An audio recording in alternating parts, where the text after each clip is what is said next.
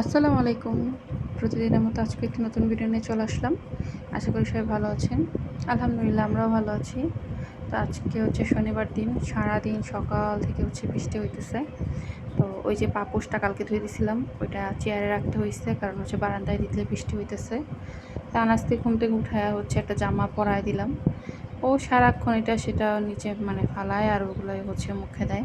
তো এই যে সকাল থেকে হচ্ছে একদম মানে গুঁড়ি, গুঁড়ি বৃষ্টি পড়তেছে।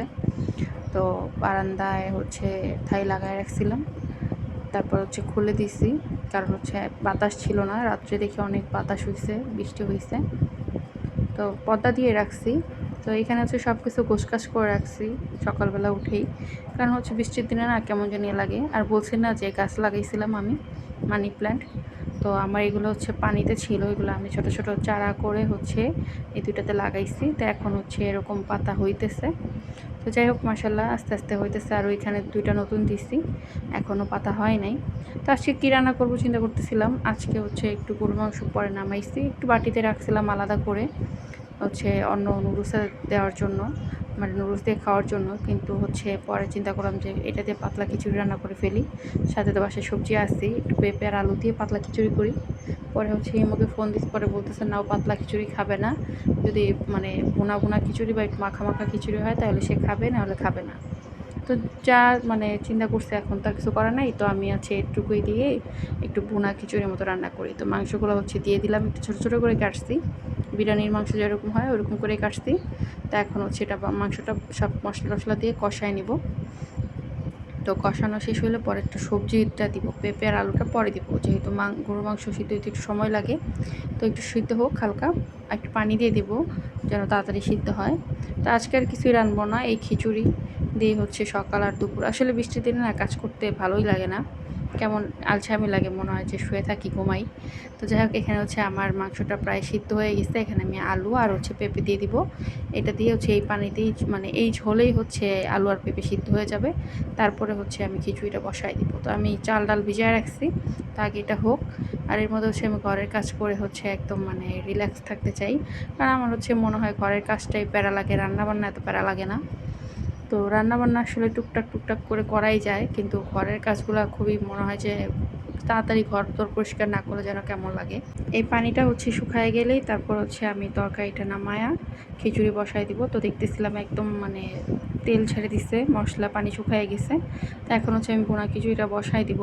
তো এখানে হচ্ছে আমি আদা বাটা জিরা বাটা যা যা আছে পেঁয়াজ কুচি দিয়ে হচ্ছে মশলা টশলা দিয়ে বসাই দিছি। আর হচ্ছে এখানে আমি একটু পানি দিয়ে নিলাম ব্লেন্ডারে, যেহেতু জিরা বাটছি। আর আমি আজকে ভাতের চাল দিয়ে হচ্ছে খিচুড়ি রান্না করব। অনেকেই দেখি খুব সুন্দর ভাতের চাল দিয়ে খিচুড়ি রান্না করে, কিন্তু আমি না ভাতের চাল দিয়ে খিচুড়ি রান্না করতেই পারি না। তো এখানে হচ্ছে আমি চাল ডালটা ভালো করে ভেজে নিতেছি। তো এক হাত দিয়ে যেহেতু মোবাইল ধরছি, আর এক হাতে হচ্ছে খুন্তি দিয়ে নাড়তে পারতেছিলাম না, খুব কষ্ট হইতেছিল। পরে হচ্ছে ভালো করে নাড়াচাড়া দেওয়ার পরে আমি এখানে পানির পরিমাপটা করে আর সাথে হচ্ছে ওই যে মাংসটা যে রান্না করছি আলু পেঁপে দিয়ে, সেটাও আমি দিয়ে দিচ্ছি। তো পানিটা শুকায় যাক, শুকাইলে হচ্ছে চালটা ফুটে আসবে।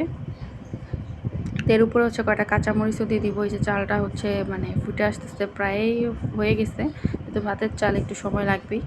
তো আমি এখানে লবণ টবণ চেক করে আর একটু লবণ দিয়ে দিয়েছি। আসলে খিচুড়িতে লবণ না হলে না ভালো লাগে না। তো খিচুড়ি প্রায় হচ্ছে হয়ে গেলে আমি একদম ভাপে দিয়ে দিব, পানিটা শুকায় গেলে।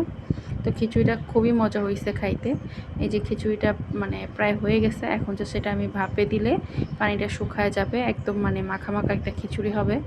তো আমি আমাকে ফোন দিয়েছিলাম যে ও এসে খাবে কি না এখন। পরে বললো যে না, ও দুপুরে আসবে না, বিকালে আসবে। তা আমি এই জন্য বসে বসে খাইতেছিলাম। আর এই বৃষ্টিতে খুব ঠান্ডা লাগতেছিল। তো ঠান্ডা ঠান্ডা বৃষ্টিতে হচ্ছে এরকম মানে খিচুড়ি খেতে খুবই ভালো লাগতেছিল। সাথে সাথে শসা কেটে নিয়েছি।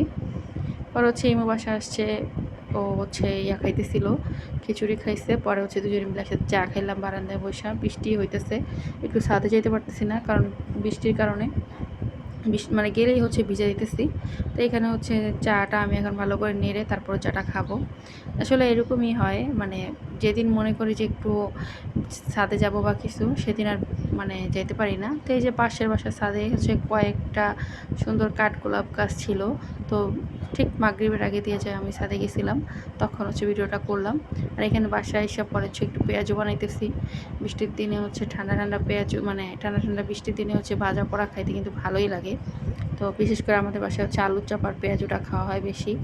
তো এখানে হচ্ছে আমি মানে পেঁয়াজুটা একদম ভালো করে দিয়ে দিতেছি একটা একটা করে, সবগুলো ছোটো ছোটো করে দিব। বেশি বড় পেঁয়াজও আসলে ইমু খাইতে চায় না, ও যেভাবে খাইতে পছন্দ করে আমি ঠিক সেভাবেই রান্না করি। তো এই যে আমার পেঁয়াজগুলো প্রায় ভাজা হয়ে গেছে। তো পেঁয়াজুর সাথে আমি কিছু শসা কাইটে নিব, সালাদ কাইটে নিব। তো এই যে অনেকগুলো পেঁয়াজও নিয়ে আসছি, আর সাথে সালাদও নিয়ে আসছি। তো এগুলা খাইতেছিল ইমু, পরে হচ্ছে ও আমার জন্য একটা আইসক্রিম নিয়ে আসছে।